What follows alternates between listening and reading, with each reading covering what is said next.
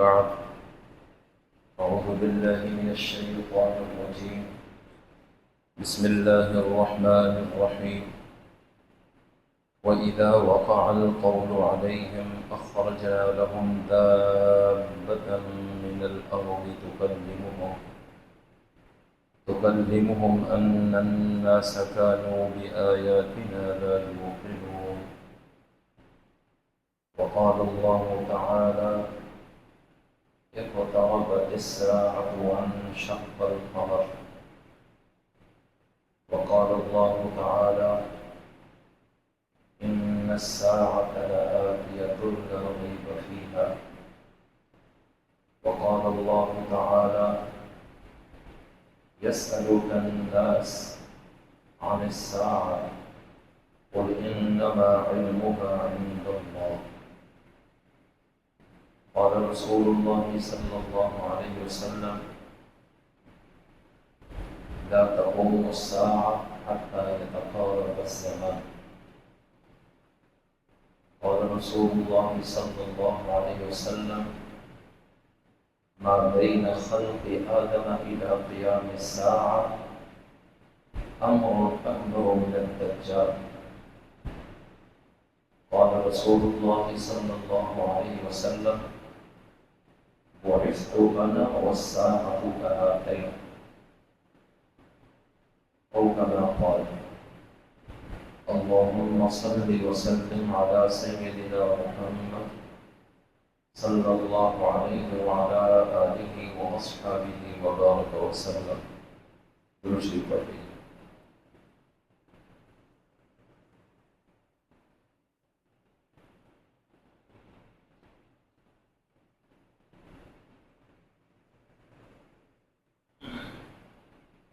انتہائی قابل احترام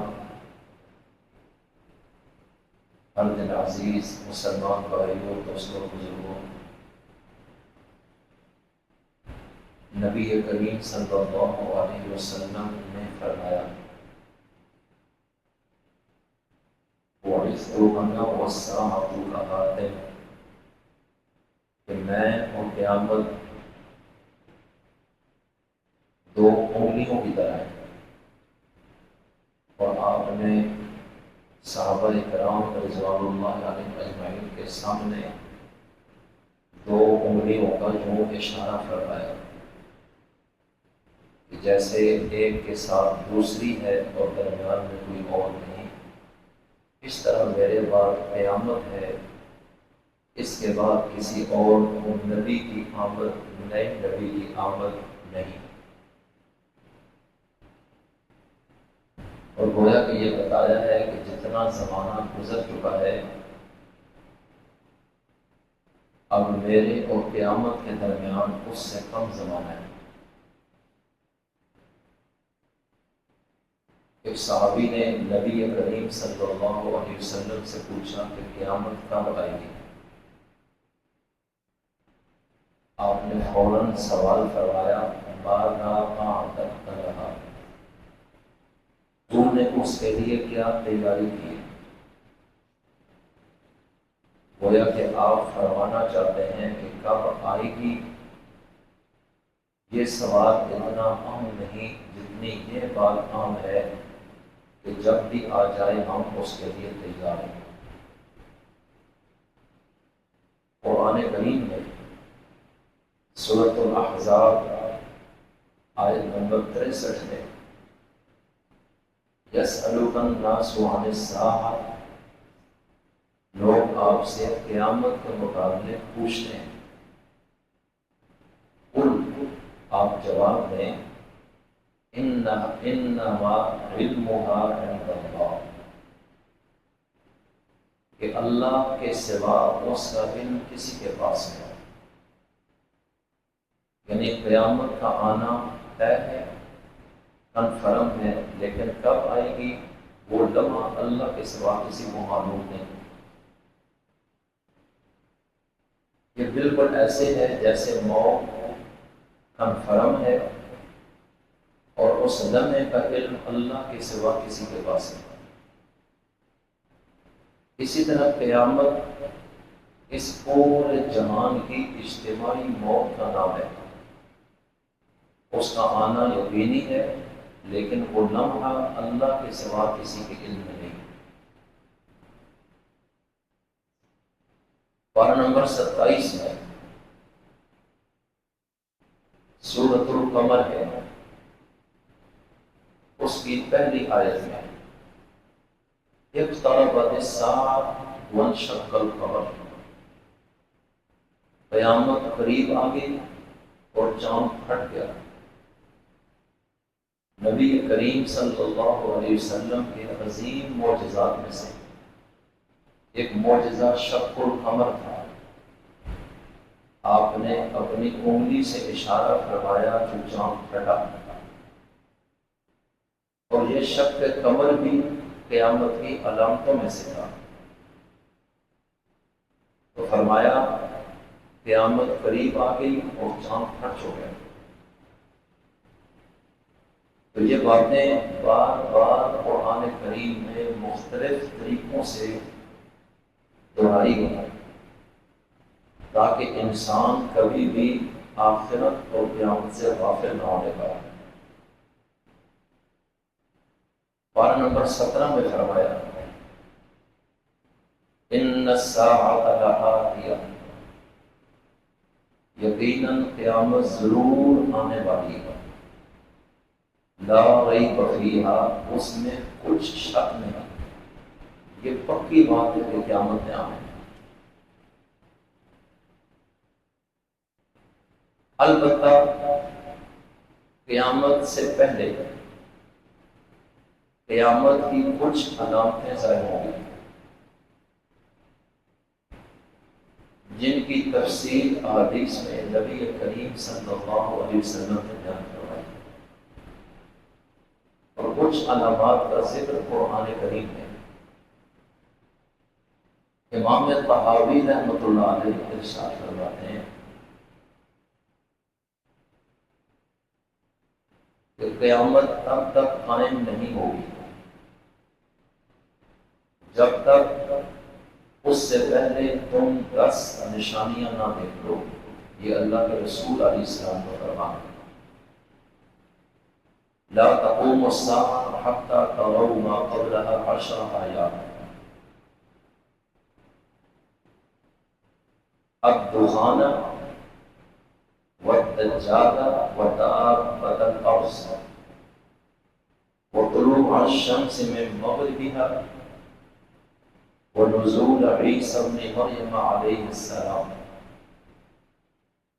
ویأجوج ومأجوج وثلاثة خسوف، خسف بالمشرق وخسف بالمغرب وخسف بجزيرة العرب، وآخر ذلك نار تخرج من اليمن تطرد الناس إلى محشرهم أو كما قال۔ آپ نے فرمایا جب تک تم 10 نشانیاں نہ دیکھ لو قیامت سے پہلے تو قیامت نہیں آئے گی، اور جب یہ نشانیاں آ جائیں تو پھر سمجھ جانا کہ کام سر پہ پہنچ چکے۔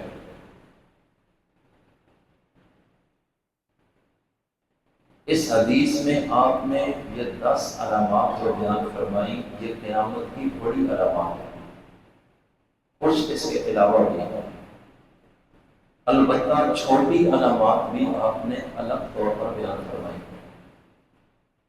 مثلا دین سے غفلت عام ہو جائے گی، اور یہ وہ دور ہے جس کا آپ اچھی طرح مشاہدہ کر رہے ہیں کہ لوگوں کو حلال اور حرام سے اتنے غرض نہیں، صرف پیسے کی ہرس ہے، چاہے جیسے بھی آ جائے۔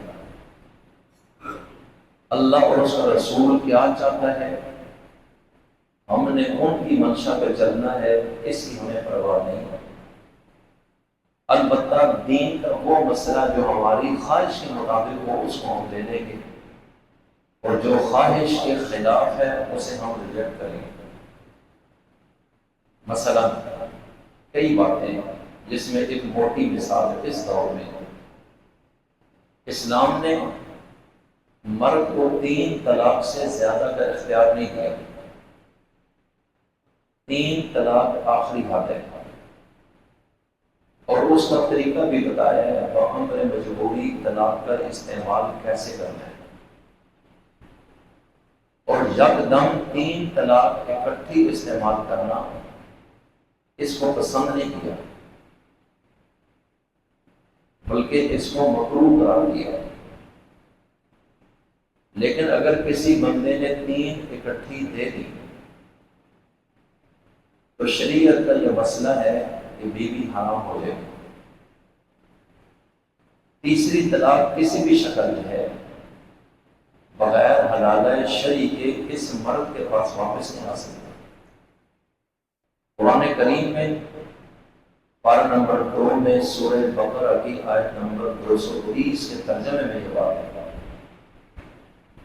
آیت نمبر 229 کے ترجمے میں یہ ہے کہ 2 مرتبہ کی طلاق کے بعد یا تو بیوی کو اچھے طریقے سے رکھ لو، یعنی رجوع کر لو، یا اچھے طریقے سے چھوڑ دو کہ وہ عدت گزار کے آزاد ہو جائے۔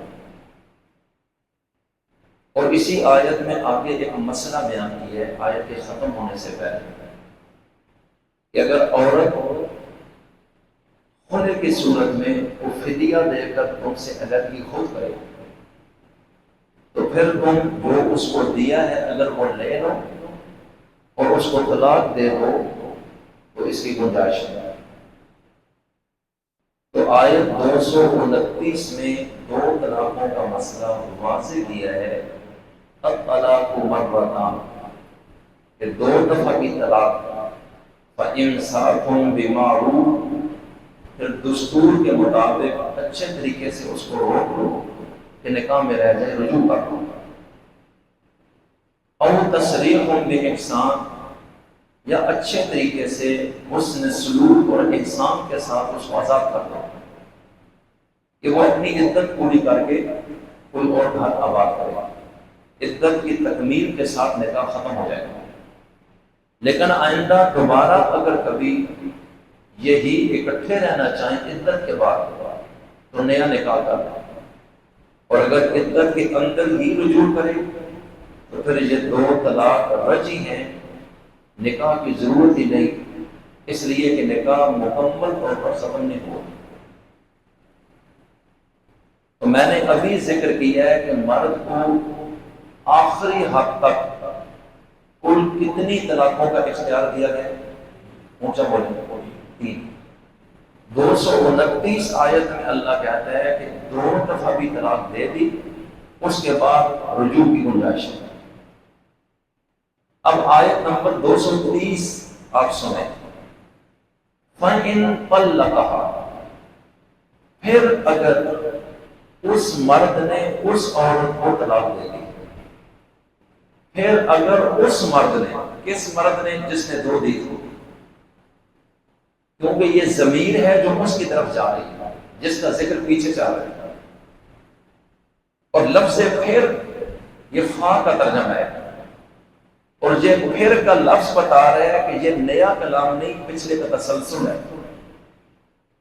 جیسے میں کہتا ہوں کہ میں بازار گیا، میں نے وہاں چاٹ کھائی، عبد الرحمان سے ملا، پھر میں گاڑی پر بیٹھا اور اپنے گھر آ گیا۔ تو یہ پھر میں گاڑی میں بیٹھا، یہ جملہ پچھلے کے ساتھ جڑا ہوا ہے، اور لفظ پھر جب میں بولوں گا کہ کلام کے درمیان میں بولوں گا، اپنی زبان میں بھی شروع میں نہیں ہوتا کہ ایسے ہی آپ بات شروع کریں، پہلے کوئی بات نہیں، آپ کہیں گے پھر میں گاڑی میں بیٹھا، تو بندہ کہے گا یہ کیسی بات ہے، پہلے کیا ہوا؟ تو اللہ یوں ہی کہنا چاہتا ہے، الطلاق مرتان، 2 دفعہ کی طلاق کے بعد اچھے طریقے سے روک لو، نکاح میں رکھ لو، نئے نکاح کی ضرورت نہیں۔ فَإِن طَلَّقَهَا، پھر اگر اس نے طلاق دی، ہاں اس عورت کو، کس کو؟ جس کو 2 ہوئی، کس نے دی؟ جس نے 2 دی تھی۔ تو یہ اسی کا ذکر ہو رہا ہے، چونکہ یہاں مرد اور عورت کے لیے نام کا ذکر نہیں، ضمیر آئی ہے۔ جیسے میں کہتا ہوں کہ عبد الرحمن نے عبداللہ کو مارا، پھر اس نے اسے معاف کر دیا۔ اب جب میں یہ کہتا ہوں اس نے اسے، تو یہ پہلا اس یہ عبد الرحمن کی طرف جا رہا ہے کہ عبد الرحمن نے عبداللہ کو معاف کیا۔ تو یہ ضمیر ہمیشہ جب آتی ہے اس سے پیچھے جو ذکر ہوتا ہے جس کا یہ اس کی طرف اشارہ کرتی ہے۔ اللہ کہتے ہیں فَإِن طَلَّقَهَا، پھر اگر طلق اس مرد نے طلاق دی، ہاں اس عورت کو، اس عورت کو جس کو پہلے کتنی ہوئی، اونچا بولے، یہ تو ترجمہ ہے، یہ تو کسی مولوی پیر مسلک فرقے کی بات ہی نہیں ہے، یعنی یہ تیسری طلاق ہے۔ دو تو پہلے ہو گئی، اس کے بعد رجوع بھی کر لیا یا نہیں بھی کیا، کر بھی لیا، پھر اگر اس نے اس کو ایک طلاق دے دی یعنی تیسری کے بعد تو طلاق ہوتی کوئی نہیں۔ تو اس آیت میں کون سی طلاق کا ذکر ہے؟ یار اونچا بولیں، اس کو بند کرے گا، پہلے اتنا شور ہے اس کو بچاتے ہیں، اس کو ذرا بند کرے گا، بعد میں لگا۔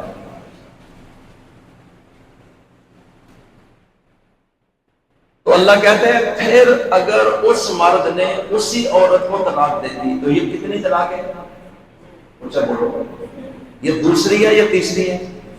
اونچا بولے، دو کے بعد تو بتا دیا رجوع کر سکتے ہو، اب تیسری کا ذکر ہے۔ پھر اگر اس نے اس کو طلاق دے دی تو اب کیا مسئلہ ہے؟ آیا رجوع ہے؟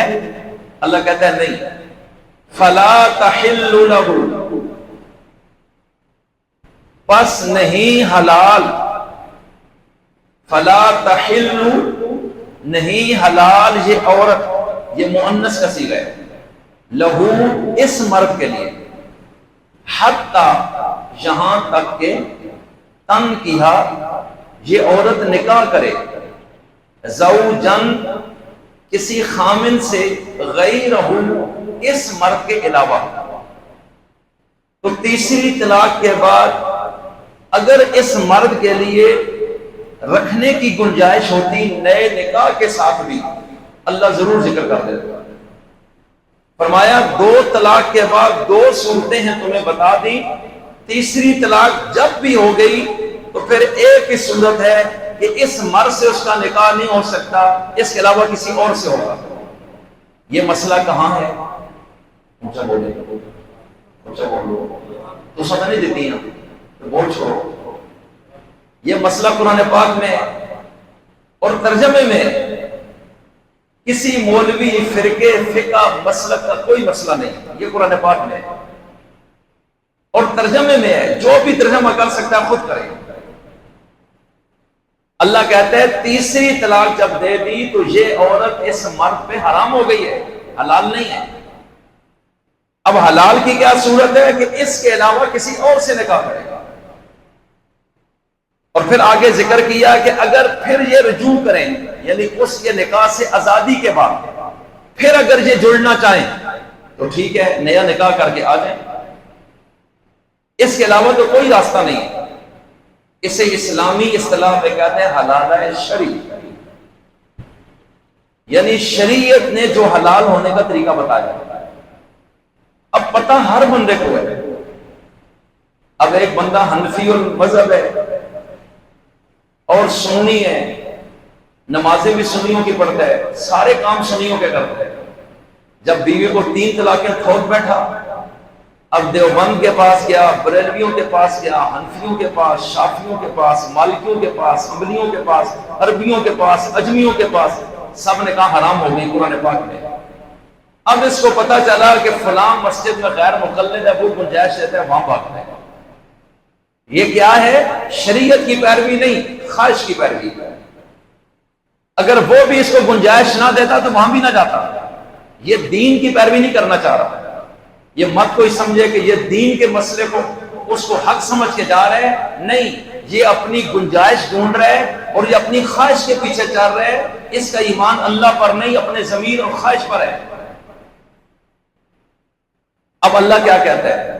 اَرَأَيْتَ مَنِ اتَّخَذَ إِلَٰهَهُ هَوَاهُ، کیا تو نے ایسا شخص دیکھا ہے جس نے بنا لیا ہے اپنے ضمیر اور خواہش کو اپنا خدا، جس طرح خدا کی ماننی چاہیے وہ اپنی خواہش اور ضمیر کی مانتا ہے۔ اللہ کہتا ہے ایسا بندہ کبھی تو نے دیکھا ہے؟ تو یا اللہ ممکن ہے یہ بیچارہ جاہل ہو، اس کو مسئلہ نہ پتا ہو، اس لیے ایسے کر رہا ہو۔ اللہ کہتا ہے نہیں، بل اضلہ اللہ علی علم، بلکہ اللہ نے اسے علم کے باوجود گمراہ کر دیا ہے۔ پتہ ہے اسے سارا پتہ کہ بیوی حرام ہو گئی، لیکن یہ جان بوجھ کے اپنی خواہش کے پیچھے جا رہا ہے، اس کو اس سے کوئی غرض نہیں اللہ اور اس کا رسول کیا چاہتا ہے۔ اور اللہ کہتا ہے اس شخص کے دل پر اللہ نے مہر لگا دی۔ تو قیامت کی علامات میں سے دین سے غفلت اور خواہش کی پیروی، یہ اللہ کے رسول نے بیان فرمایا۔ صحابہ کرام کا دور کیسا ہے؟ ان کو پتہ ہے کہ زنا کی سزا اسلام میں کیا ہے۔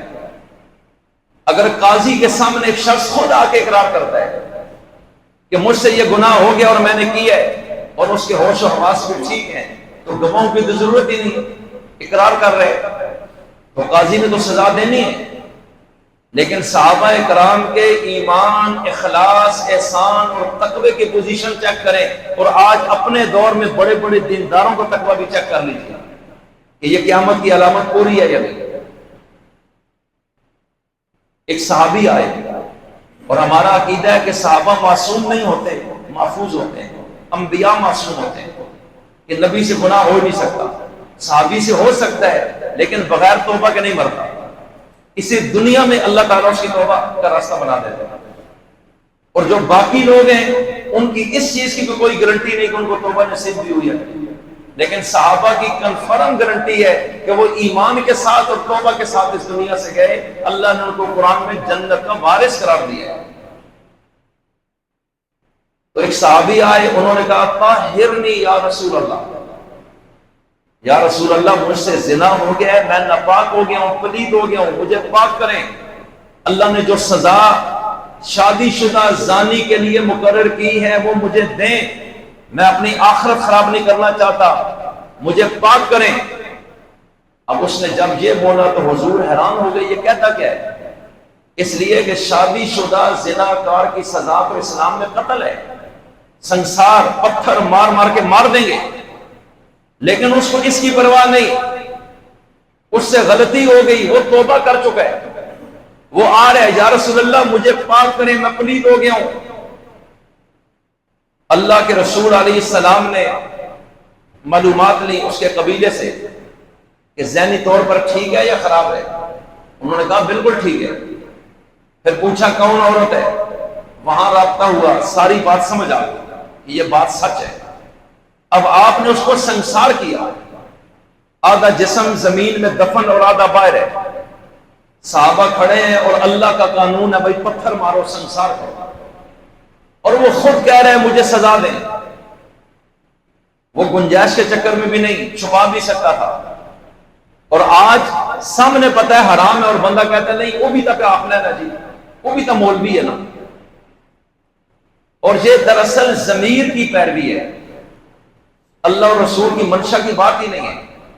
اگر وہ اللہ اور رسول کی منشا پہ چلتا، اہل سنت علماء نے جب جواب دے دیا تو دوسری طرف کیوں جا رہے ہیں؟ ساری زندگی کہتا تھا وہ غلط ہے ہم ٹھیک ہیں، اور آج جو ہی مسئلہ بنا کہتے ہیں نہیں جی وہ بھی تو مسلمان اللہ۔ اس کا مطلب یہ ہے کہ وہ غیر مقلد پر بھی یقین نہیں کر رہا، صرف گنجائش کے پیچھے بھاگ رہے ہیں، دین سے جان بوجھ کے دوری اور حرام کی زندگی اور زنا کی زندگی گزارنا چاہتا ہے۔ اب جب صحابہ کھڑے ہوئے پتھر مارنے لگے، حضرت خالد بن ولید نے پتھر مارا، ان کا خون نکلا اس کا، اور اس کا خون کے چھینٹے کو چھائے، تو حضرت خالد نے سخت جملہ کو بول دیا، نفرت کا اظہار کیا۔ تو نبی کریم علیہ السلام غصے ہو گئے حضرت خالد کو کہ یہ جملہ کیوں بولا آپ نے؟ تمہیں پتہ ہے کہ اس شخص نے کیسی توبہ کی ہے؟ فرمایا اس نے اتنی سچی توبہ کی ہے اللہ کی برگاہ میں، گناہ ہو جانا اتنی بڑی چیز نہیں، اس پر ڈٹنا اصل جرم ہے۔ شیطان پیچھے لگا ہوا ہے، اس کا وار اس پر چلا، یہ توبہ کر کے اللہ کی طرف آ گیا، اس نے قیامت تک یہ بات نہیں چھوڑی۔ فرمایا خالد اگر اس شخص کی اس توبہ کو مدینہ کے 70 جہنمیوں پر تقسیم کیا جائے، اس ایک توبہ کی وجہ سے وہ 70 جہنمی بھی جنت میں چلے جائیں گے۔ اور آپ نے سخت ڈانٹا حضرت خالد بن ولید کو کہ یہ جملہ کیوں بولے؟ نفرت جرم سے ہے، مجرم سے نہیں۔ اس لیے میں عرض کرنا چاہتا ہوں، کہاں دین کا وہ معیار کہ چھپی ہوئی چیز کو بھی وہ اللہ کے نبی کے سامنے خود کھول رہے ہیں، گنجائش بھی نہیں لے رہا، اور چھپا لیتا تو پتہ بھی نہ چلتا۔ لیکن اور آج کا یہ دور ہے کہ بیوی 3 طلاق سے حرام ہو گئی، اور مولوی کے کندھے پہ رکھ کے بندوق چلانا چاہتا ہے کہ فتویٰ بس سامنے آ جائے، گنجائش پیدا ہو جائے، کیونکہ بغیر فتوے کے رہوں گا لوگ کہیں گے زناکار ہے، لہٰذا یہ مولوی کے کندھے پہ چڑھا دو، انہیں فتویٰ دیتا ہے۔ میری بات سمجھ آ رہی ہے نا؟ اللہ تعالیٰ رحم فرمائے۔ تو اللہ کہتا ہے ایسا بندہ دیکھا ہے جس نے اپنے ضمیر کو اپنا خدا بنا دیا ہے، اور جانتا بھی اور علم بھی، اور پھر بھی گمراہ اللہ نے اس کو کیا ہے، اور اللہ نے اس کے دل پہ مور لگا دی ہے۔ مجھے بتاؤ بھائیوں، ہدایت دینے والا کون ہے؟ اونچا بولیے۔ نبی کریم علیہ السلام نے فرمایا قیامت سے پہلے دین سے غفلت اور دوری ہوگی، نمبر 1۔ نمبر 2، سود عام ہو جائے گا۔ آج ساری دنیا سود کی لپیٹ میں، چیک کر رہے ہیں، بڑے سے بڑا اسلامی ملک بھی سود سے نہیں بچا۔ آپ کے بینکوں نے، مالی کمپنیوں نے تباہی نکال دی ہر جگہ، ملکوں کے ملک سود کے نیچے۔ پاکستان نے قرضہ لیا جہاں سے وہ بھی سود چڑھائے، ایک ایک بچے پر سود چڑھایا گیا۔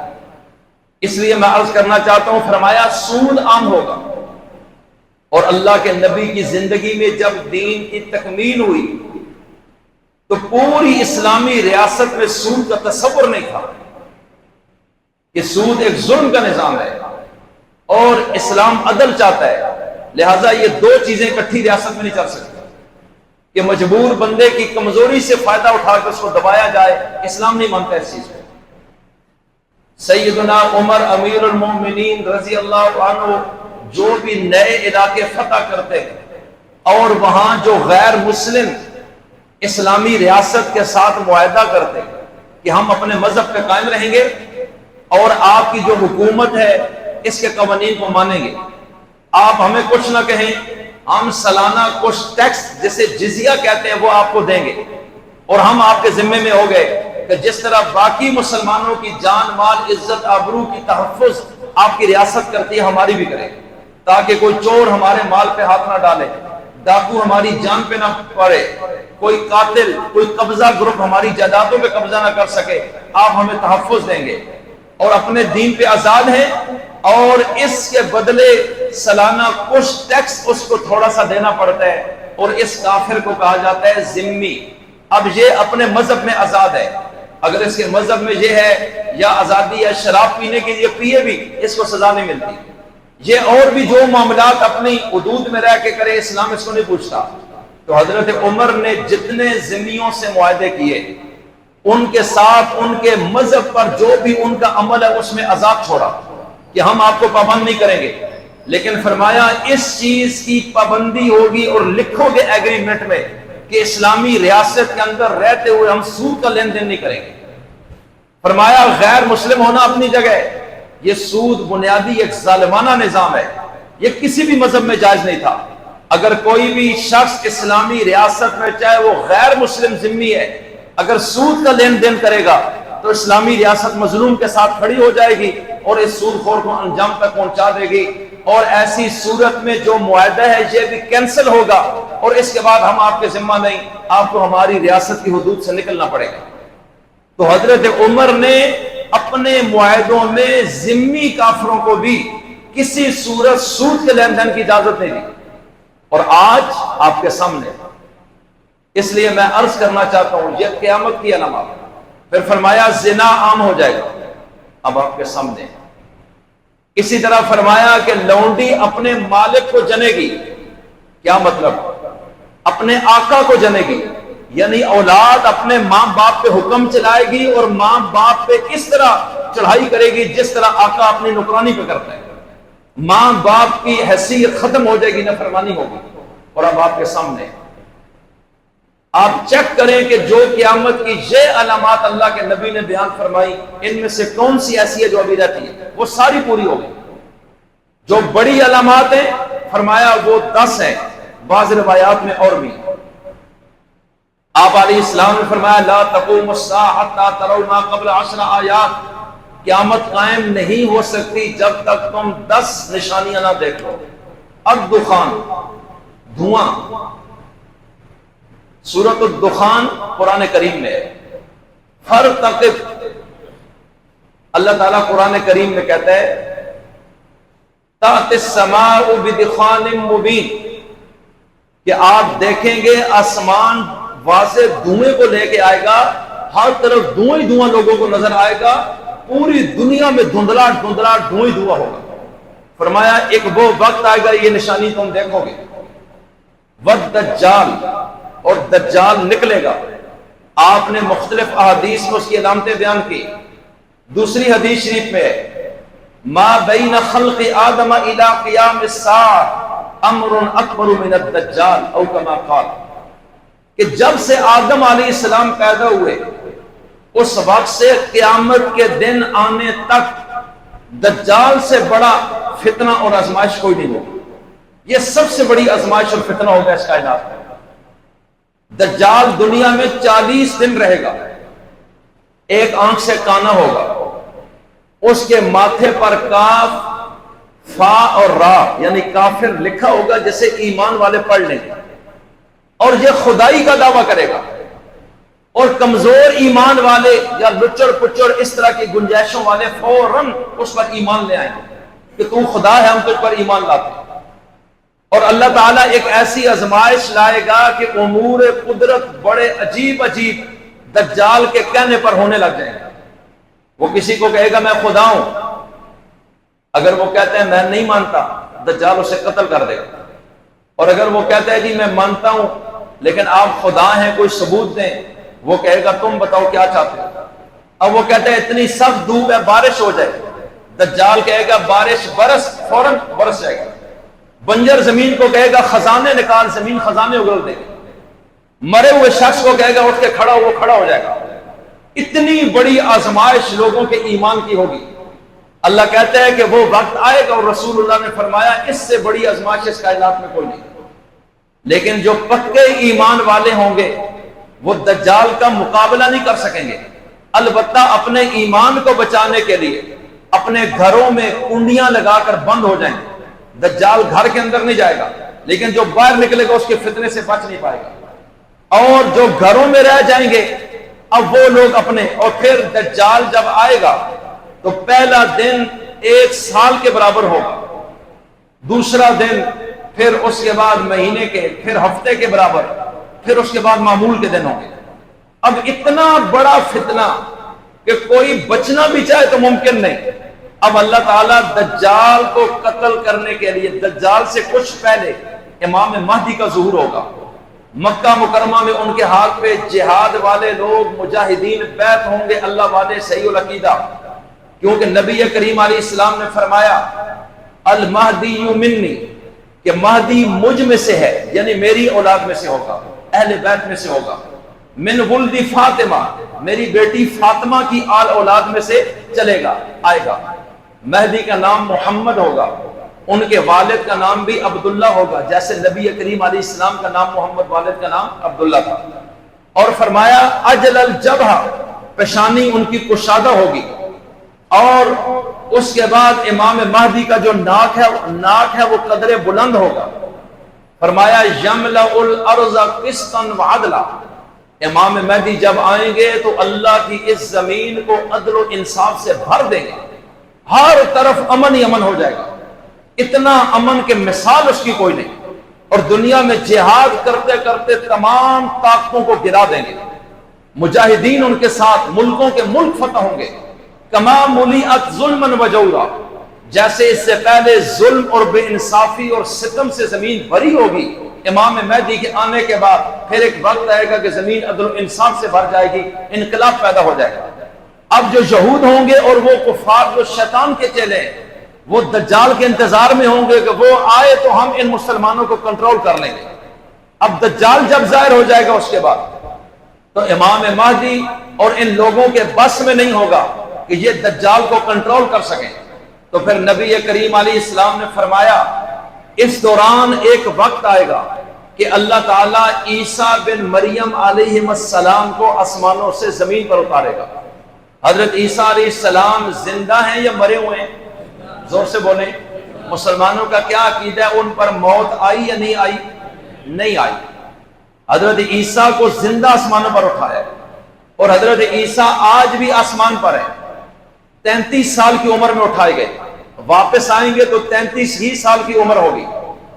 زلفیں رکھی ہیں، کالے بال ہیں، گنگریالے بال ہیں، اور حضرت عیسیٰ انتہائی خوبصورت انسان ہے، چہرے پر پوری داڑھی ہے۔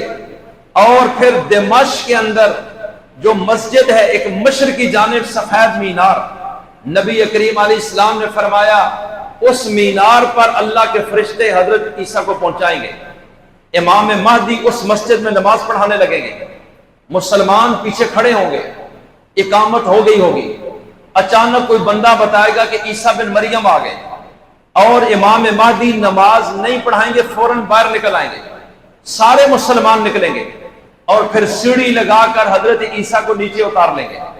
حضرت عیسیٰ کے بالوں سے پانی کے قطرے ٹپک رہے ہوں گے، تازہ تازہ جیسے غسل ہوا ہے، اور جو ہی مسجد میں آئیں گے مسلمانوں کی خوشی کا ٹھکانہ نہیں ہوگا۔ اور پہلی نماز جس کی اقامت ہو گئی، امام مہدی کہیں گے کہ آپ نماز پڑھائیں، حضرت عیسیٰ کہیں گے کہ نہیں، یہ نماز آپ نے پڑھانی ہے۔ تو پہلی نماز کی امامت امام مہدی کریں گے، حضرت عیسیٰ مقتدی ہوں گے۔ گویا کہ وہ بتانا چاہتے ہیں کہ میں اس نبی کا جس کے اوپر یہ نماز اس طریقے سے فرض ہوئی، اس کا مقتدی اور امتی بن کے آیا ہوں، میں نبی کی حیثیت سے نہیں آیا۔ اس لیے امام مہدی جو رسول اللہ کے امتی ہیں ان کے پیچھے نماز پڑھیں گے۔ البتہ اس کے بعد جتنی نمازیں ہیں وہ حضرت عیسیٰ روح اللہ پڑھائیں گے، باقی تمام مسلمان ان کی مقتدی بنیں گے۔ اب حضرت عیسیٰ کہیں گے کہ مجھے رب نے دجال کو قتل کرنے کے لیے بھیجا ہے، آپ اپنا جہاد جاری رکھیں، میں دجال کا پیچھا کروں گا۔ اور جب دجال کو پتہ چلے گا کہ عیسیٰ آسمانوں سے آ گئے، اب اس کی طاقت پرابلم بن جائے گی، اس کی جان نکلے گی، اس کے اوپر ایک قیامت ٹوٹ پڑے گی۔ حضرت عیسیٰ کے نام سے اس پہ خوف طاری ہو جائے گا۔ حضرت عیسیٰ روح اللہ کو رب نے ایسی قوت عطا کرنی ہے کہ جس وقت عیسیٰ روح اللہ نکلیں گے، کہیں گے دجال کہاں ہے مجھے بتاؤ، آپ تلوار اٹھا کر دجال کا پیچھا کریں گے، اور ایک ایک مقام پر دجال کا قتل کریں گے، اور تمام دجال 30 مختلف دجال ہوں گے۔ اللہ کے نبی نے فرمایا کہ حضرت عیسیٰ ان سب کو قتل کر دیں گے، اور دجال کے سپورٹر ووٹر یہودی ہوں گے سارے، اور جتنے یہودی ہیں اب اس وقت مسلمان اتنے چھا چکے ہوں گے کہ یہ ہر جگہ چھپیں گے اور پناہ لیں گے کہ دجال بھی مر گیا تو ہمارا تو کوئی حال ہی نہیں ہے۔ تو حضرت عیسیٰ ان کو جب قتل کریں گے تو یہودیوں کو مسلمان چن چن کر قتل کریں گے۔ عیسیٰ کہیں گے میں دجال کے لیے آیا ہوں، تم اپنا ٹارگٹ حاصل کرو۔ اب یہ درختوں کے پیچھے چھپیں گے، پتھروں کے پیچھے، مکانوں کے اندر، غاروں میں، پہاڑوں میں، لیکن اللہ کے رسول علیہ السلام نے فرمایا ان ظالموں کو روح زمین کی کوئی جگہ بھی پناہ نہیں دے گی، حتیٰ کہ کسی پتھر کے پیچھے یہ چھپیں گے تو وہ پتھر بھی بول پڑے گا، اس میں سے آواز آئے گی کہ میرے پیچھے اللہ کا دشمن چھپا ہے، اور ہر چیز مسلمانوں کے ساتھ وفا کرے گی کہ ان کو ختم کر دیجئے۔ اور اس طرح ہر چیز، ایک درخت ہے جو ان کو پناہ دے گا، اس کا ذکر حدیث میں آتا ہے۔ خلاصہ یہ نکلا کہ اس طرح یہودیت کا بھی خاتمہ ہوگا، امام مہدی بھی دنیا میں ہوں گے، اور پھر وہ وقت آئے گا پوری زمین عدل و انصاف سے بھر جائے گی۔ اب آخری بات کرتا ہوں، باقی علامات انشاءاللہ اگلے جمعے بیان ہوگی۔ میں عرض کرتا ہوں جب دجال اتنا بڑا فتنہ ہے، صحابہ اکرام بھی ڈر گئے جب یہ سنا کہ دجال کا ذکر قرآن اور سنت میں اتنا ہے، اور حضور کئی مرتبہ بیان فرماتے ہیں تاکہ لوگ اس کی خطرناکی سے آگاہ ہوں، اپنے ایمانوں کو محفوظ کریں۔ صحابہ نے پوچھا یا رسول اللہ اگر دجال آ جائے تو اپنے ایمان کو بچانے کا کیا طریقہ ہے؟ بس یہ آپ ہمیں بتا دیں، یہ تو بڑی پریشانی والا معاملہ ہے کہ جو نہ مانے اس کو مار دے گا، اور جو اس کے خوف میں آئے گا وہ اس کا کلمہ پڑے گا، اس کی آخرت برباد ہو گئی، تو پھر کرنا کیا ہے؟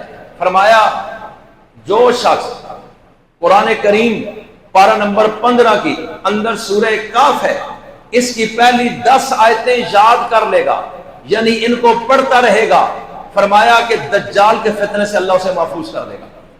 فرمایا قرآن کریم کے اندر وہ راز چھپا ہوا ہے، اور ہر جمعے کو سورہ کہف پڑھنے کا معمول نبی کریم علیہ السلام کا تھا، ہر جمعے کو پڑھتے تھے، صحابہ اکرام کو بھی اس پہ لگایا، اس لیے آج تک یہ معمول چل رہا ہے۔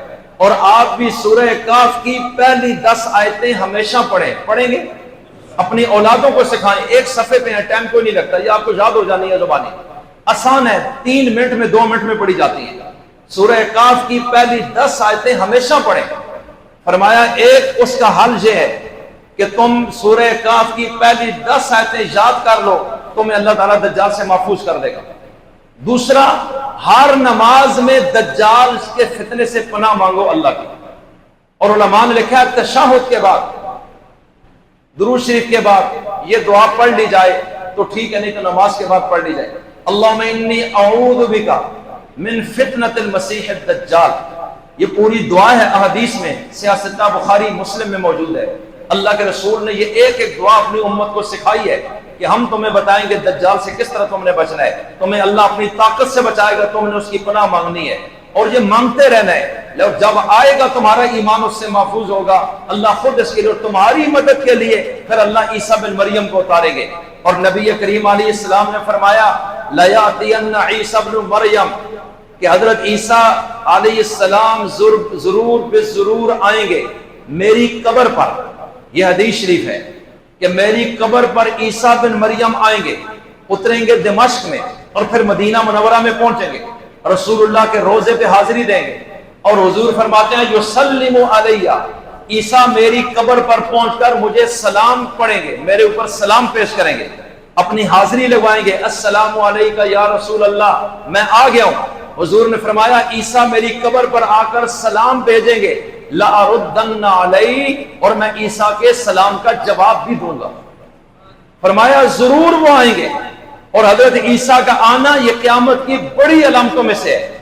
اور حضرت عیسیٰ روح اللہ، اس لیے میں عرض کرتا ہوں اللہ نے بے مقصد ان کو آسمانوں پر نہیں بٹھایا، وہ اس امت کے لیے مسیح بن کر آئیں گے، اس لیے ان کو مسیح کہا جاتا ہے۔ اللہ تعالیٰ سمجھ کی اور عمل کی توفیق عطا فرمائے، اور آخرت سے پہلے، موت سے پہلے اللہ ہمیں موت کی تیاری کی توفیق، 5 وقت کی نماز جماعت سے ہمیشہ پڑھیں، قرآن کریم کی کچھ نہ کچھ تلاوت روزانہ کریں، بے شک 2 لائنیں پڑھیں، اس سے تعلق جتنا مضبوط ہوگا فتنوں سے اتنا بچیں گے، اور جتنا اس سے دور ہوں گے اتنے ہی فتنوں میں پھنسیں گے۔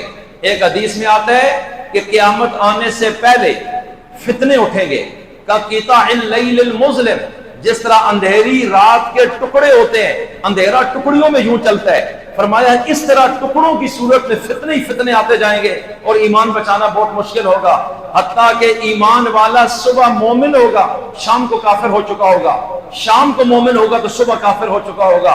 فرمایا اس طرح کے فتنے آئیں گے، اللہ تعالی ہماری حفاظت فرمائے، ہمارے ایمان کو محفوظ فرمائے، ہمیں خاتمہ بالایمان عطا فرمائے۔ وآخر دعوانا ان الحمد للہ رب العالمین۔